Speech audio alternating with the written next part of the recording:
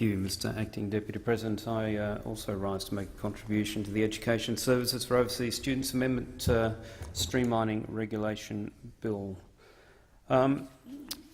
This is an important industry for Australia. The senators opposite are calling on us to be positive about this. Can I say, Mr Acting Deputy President, we're very positive about this sector. It's, in fact, as a number of reports show, probably one of our largest inbound industries in terms of capital. It's about third after iron ore or coal.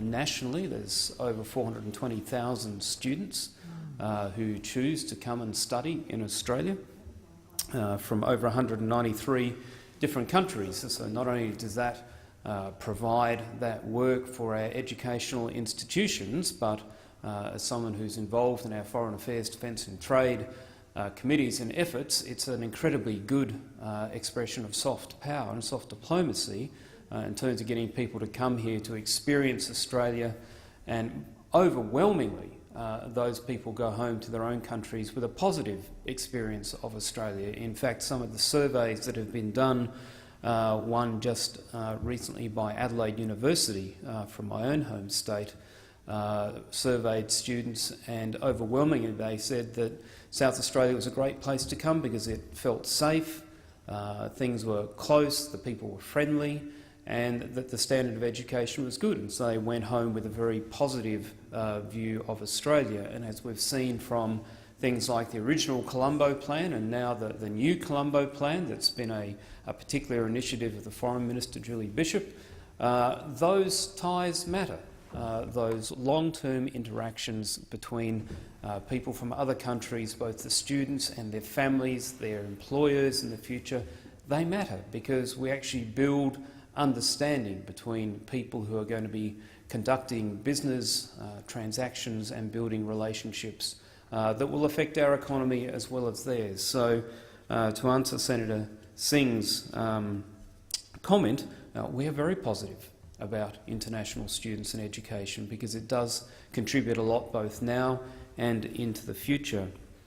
Particularly for South Australia, it's an area that has been growing significantly. In the last year alone, it's been about 8.5% growth in the sector. We've gone from just over 28,000 students studying in South Australia to now nearly 31,000 students in South Australia. And in terms of the value to our economy, it's now over $1 billion a year is brought into the South Australian economy. And depending on which reports you read, but the estimates are that there's over 7,000 jobs which are directly or indirectly created as a result of international students choosing to study in South Australia. And so that is a very positive thing for us. It's not guaranteed, though. We can't always assume that that is going to occur. If we look at expense, for example, in a recent survey that was done of over 5,000 students from 15 different nations, what was identified was that two key things. Australia was not necessarily the cheapest. In fact, we were one of the most expensive places. Of these 5,000 students who were surveyed across a range of courses, on average, it was estimated around $42,000 was required by the time they paid fees and paid for their support, things like their accommodation or their transport or just living here in South Australia. And given that people have consistently said that South Australia is a cheaper place to live compared to many other spots in the world, then clearly a lot of that comes down to fees. In Singapore, for example, it was nearly $3,000 a year cheaper than Australia to live and study, and in the USA, some $6,000 a year cheaper. And so, given that this is an international market where people can choose where they, or if their parents choosing with their children, where they choose to entrust their children to go and study, if price is an issue, and it's certainly something that's reflected in these studies, then the more expensive it is for our providers here to provide that education, then it reduces the attractiveness of Australia as a place to be doing business. The other part that is of interest is that of these 5,000 people who were surveyed, the perception was that Australia was no longer the highest in terms of quality, and I think we're about number 5 in terms of quality. And so clearly, what we should be asking of our providers in these sectors is that we should be seeking to help them reduce their costs, and we should be seeking to help them to focus on putting their effort into quality of education as well as the experience for the students, so that the story that goes home to prospective students, to families who may be looking to send, is that Australia is a safe and friendly place to send them, that it's a quality education, and that it's an affordable education. Government policy does matter in terms of affecting those things and affecting demand. And Deloitte Access Economics highlighted in one of their reports that between 2010 and 2012 there was about a 19% decrease in the value of the international student sector due to changes in Australia. And they said in their report that those changes were due to a number of things, and 3 particular ones came down to government policy, which was a tightening of skills requirements. So in 2010, occupations like hairdressing and cooking were removed from the skills occupation list. And so the number of people who were applying for visas fell from over 31,000 in 2008-9 to 693 in 10-11. The temporary stay requirement in 2011, students were required to prove that they were temporary residents and had no intention to stay permanently. The impact of the genuine temporary entrant GTE requirement resulted in acceptance rate falling, in this case from India, from 90.8% in 2007-8 to only 49.6% in 2010-11. And then there was also a crackdown with new visa requirements that allowed students who study at bachelor level to stay for up to 4 years after they graduate. But because this only applied to people at universities, the demand for VET subsequently decreased. So some of those measures are valid, although at the moment there is a significant debate around visas and whether we should have further reform of visas, given that some of the people who are here studying as international students and who are keen to remain are studying in areas where there are recognised shortages in skills. And so if Australians are not choosing to do that study and get the qualifications, and we have businesses suffering as a result because they can't attract a skilled workforce, then it appears logical that if someone has chosen to come and study in Australia to pay for their education and then want to choose to remain to work in that sector and to contribute back to Australia's economy, then that's something we should be encouraging. But the point I make here is that government legislation does make a difference, and so that's why it's important that the changes we make in this sector value what this brings. And I'm speaking as a South Australian, I'm clearly keen to make sure that South Australia retains the value that it currently has and in fact grows. I think the state government has set a target of around 34,000 people by 2017 as a target they would like to see. And so we need to make sure that legislation we bring forward does in fact help these providers to deliver a better quality education at a lower cost.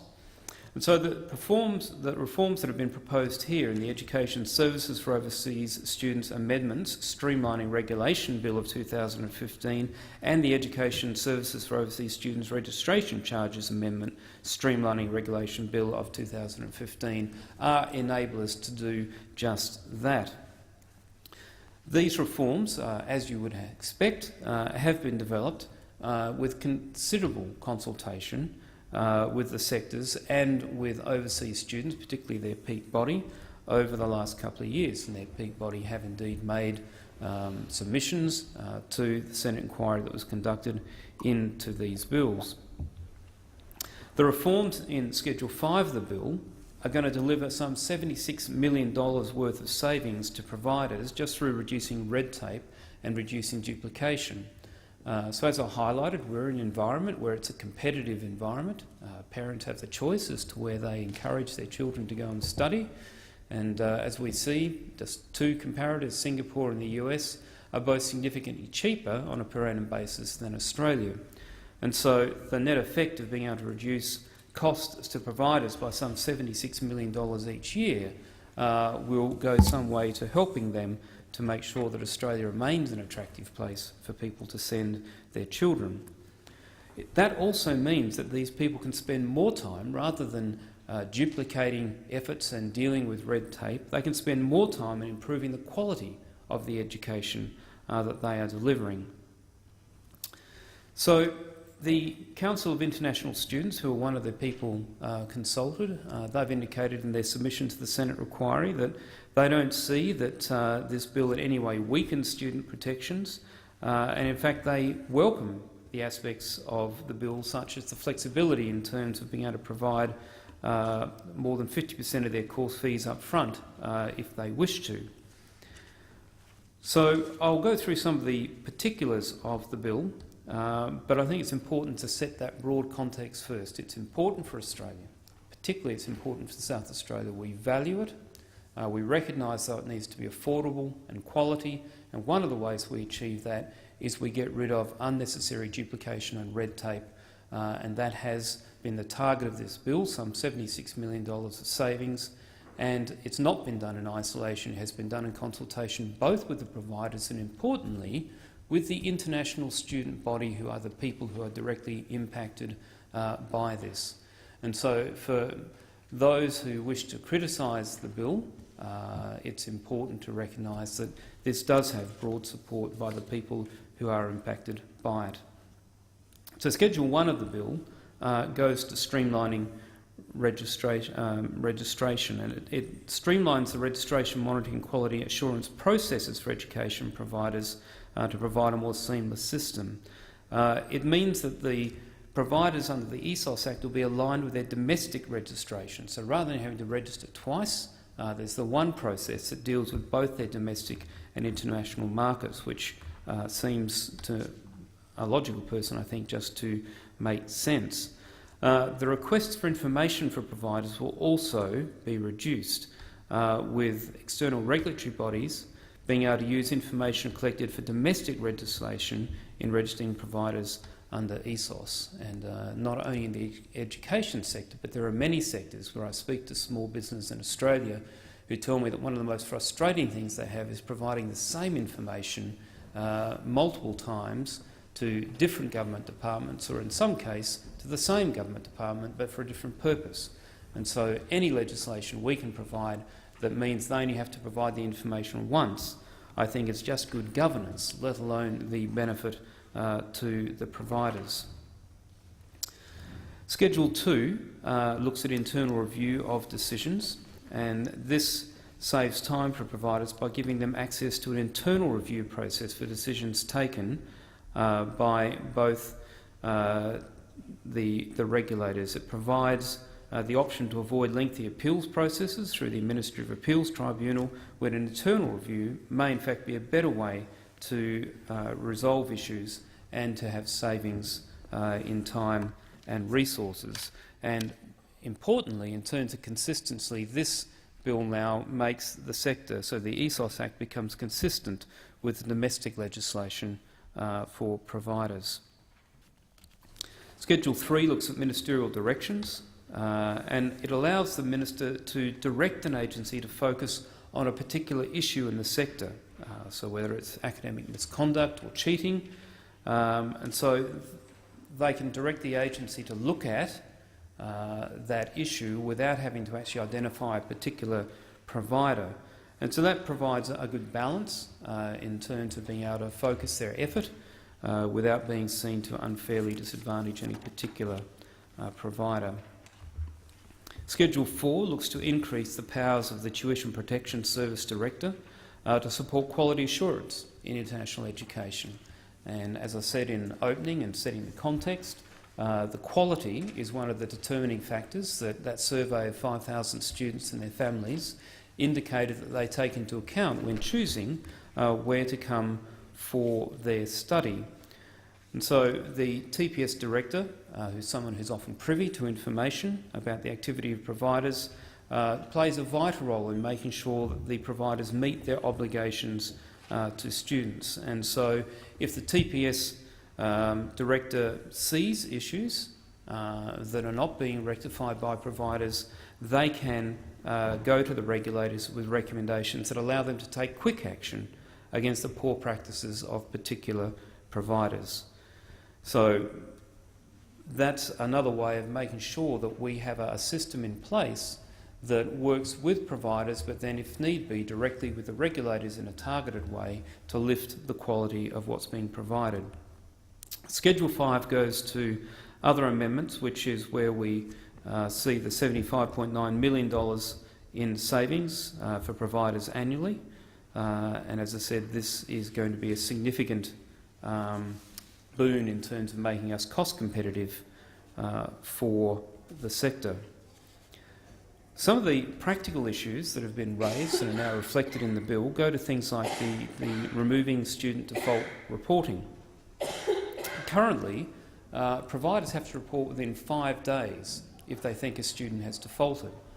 But some of the reports indicate that there's uncertainty sometimes as to whether it's a genuine default, whether a student has in fact chosen not to turn up at all to the course, or whether in fact there's been a problem in terms of transport or getting into the country or establishing themselves, turning up on the day. And so what they've indicated is that whilst the information still has to be provided, the reporting timeframe's been extended to 31 days to enable them to ascertain whether or not it's a genuine default, as opposed to reaching a conclusion within the first 5 days.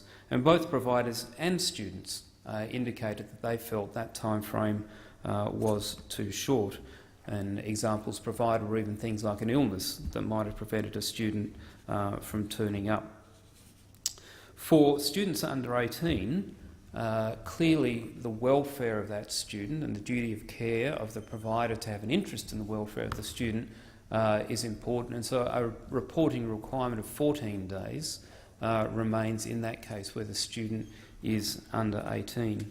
And that measure alone around the student default reporting, refining that system, saves some $16 million annually for the students. One of the areas that the student body, the Student Peak Body for International Students, particularly supported was allowing students to have more choice in how much of their fees they paid up front. Currently, the bill restricts providers on collecting more than 50% of student fees up front.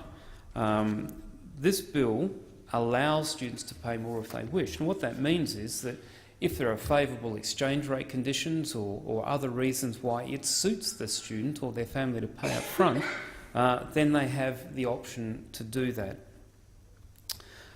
Short courses continue to be exempt from this requirement, and the definition's increased up to 25 weeks, which better reflects short course enrolment patterns. And again, even this small change, to better reflect what actually occurs on the ground, is the saving of some $1.2 million annually. The last area in here that has a significant saving for the sector is the removal of the designated account. At the moment, unlike domestic providers who can use the fees that are paid to invest directly in the innovation, developing of their product, of their facilities, of the quality of the course. Currently, international students have to hold prepaid tuition fees in a designated account. That means that they can't use it. Now, public providers, such as universities, TAFEs and government schools, don't have to do that. And so by having private providers being able to invest this money into the quality of the course means that they can act in the same way as public providers do. And so there'll still be the ongoing financial viability checks to make sure that they're a fit and proper person to run the course and have the flexibility. But the estimates are that this will save some $27.7 million annually, making them more cost effective and increasing competition. So, Mr Acting Deputy President, as I said at the start, this is an important sector for Australia, over 420,000 students. For South Australia, more than 30,000 students, moving towards a target of 34,000 by 2017. It's worth more than $1 billion to our economy. We need to get the settings right so that they remain cost competitive and they can focus on providing a quality education. So I welcome this bill and will be supporting it. Thank you.